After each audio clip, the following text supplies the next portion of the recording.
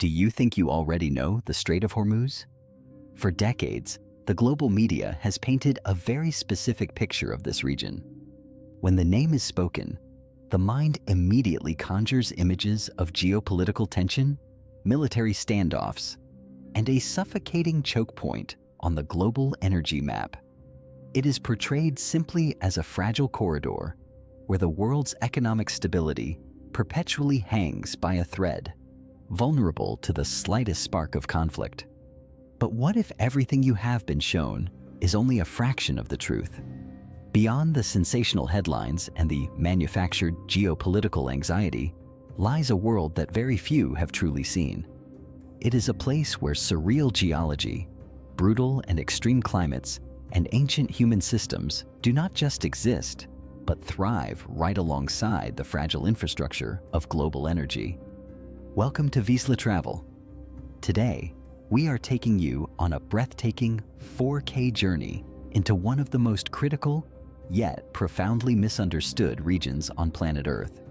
This is a landscape shaped not by natural abundance, but by relentless, extraordinary adaptation. A place where global dependency and local existence intersect in the most dramatic ways imaginable. This is not the strait you think you know. This is UNREAL HORMUZ. Our journey begins on Hormuz Island, a teardrop of land rising defiantly from the intense blue of the Persian Gulf. From the sky, the island does not look like it belongs on this planet. It looks like a painting scraped violently onto the Earth's crust by an eccentric artist.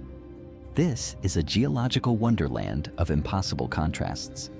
Here, towering salt mountains rise into the sky, shimmering in layered hues of violet, sulfuric yellow, and blinding white, earning them the name the Rainbow Mountains.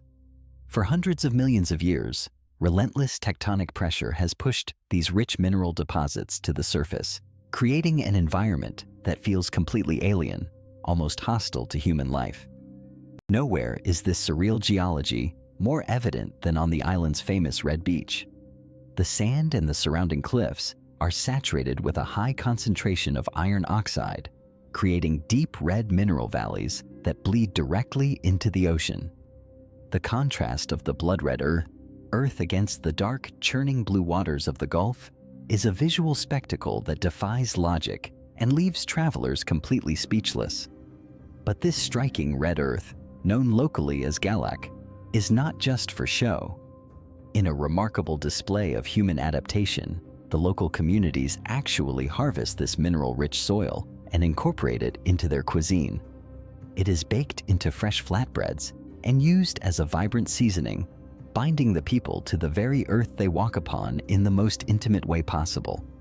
It is a testament to the fact that here, you do not just live on the land, you absorb it. Yet, the miracles of Hormuz are not confined to the land. Beneath the surface of the Persian Gulf lies a living system shaped by immense environmental pressure. During the peak of the brutal summer, the waters of the Gulf can reach a blistering 96 degrees Fahrenheit. In almost any other ocean on Earth, these temperatures would trigger immediate mass coral bleaching and total ecosystem collapse. Corals simply are not designed to survive in a boiling sea. But the Strait of Hormuz operates by its own rules. Over thousands of years of extreme thermal cycling, the coral reefs here have evolved to become incredibly heat-resistant. They are biological marvels, supercorals that stubbornly cling to life in boiling waters, providing a vital sanctuary for hundreds of marine species and sustaining the generations of fishermen who rely on them. Scientists from around the world are now studying these exact reefs, hoping they hold the genetic secret to saving the rest of the world's dying oceans as global temperatures continue to rise. A few miles away, along the sprawling coastlines of Qeshm Island, nature performs another impossible trick. This is the Hera Forest, an expansive network of ancient mangroves that have mastered the art of filtering salt into life.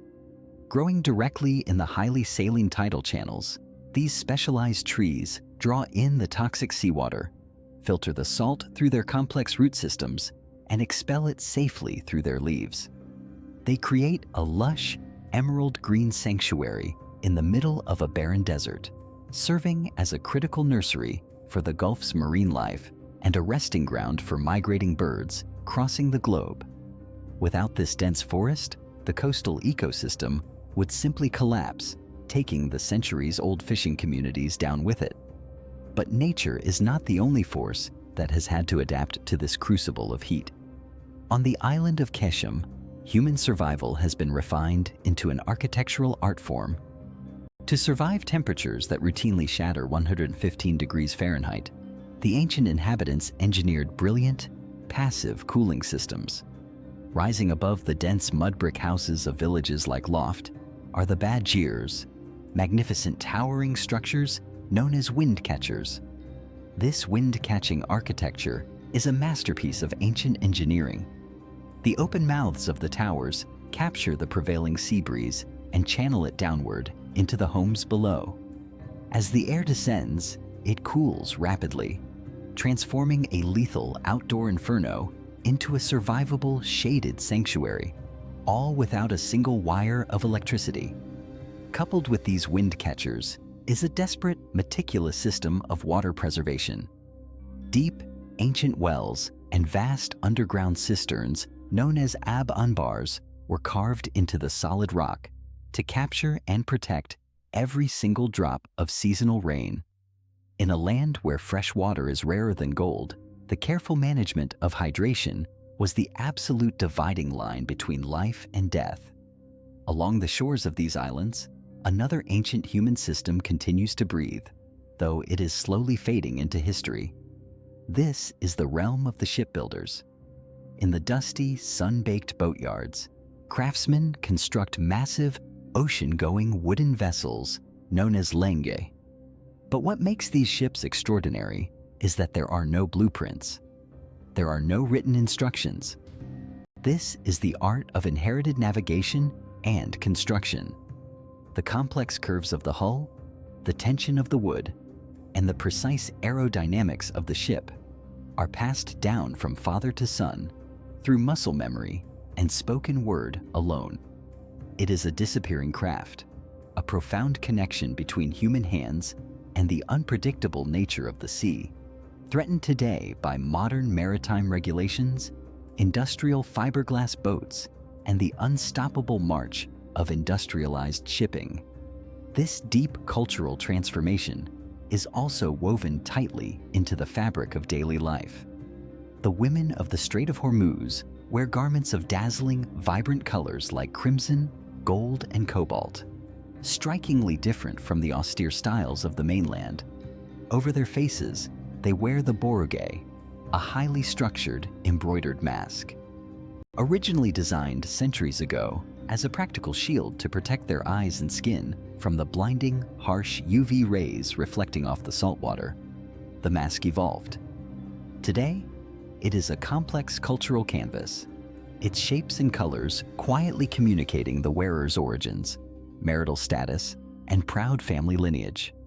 It is a stunning visual representation of a culture refined through centuries of survival, turning a harsh environmental necessity into an enduring symbol of identity and fierce independence.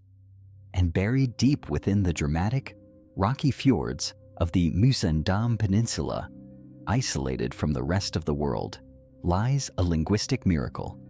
The village of Qumzar, accessible only by boat, is home to one of the rarest languages on Earth. Because the Strait of Hormuz has been a crossroads of global trade and conquest for millennia, the people of Qumzar absorbed the tongues of passing sailors.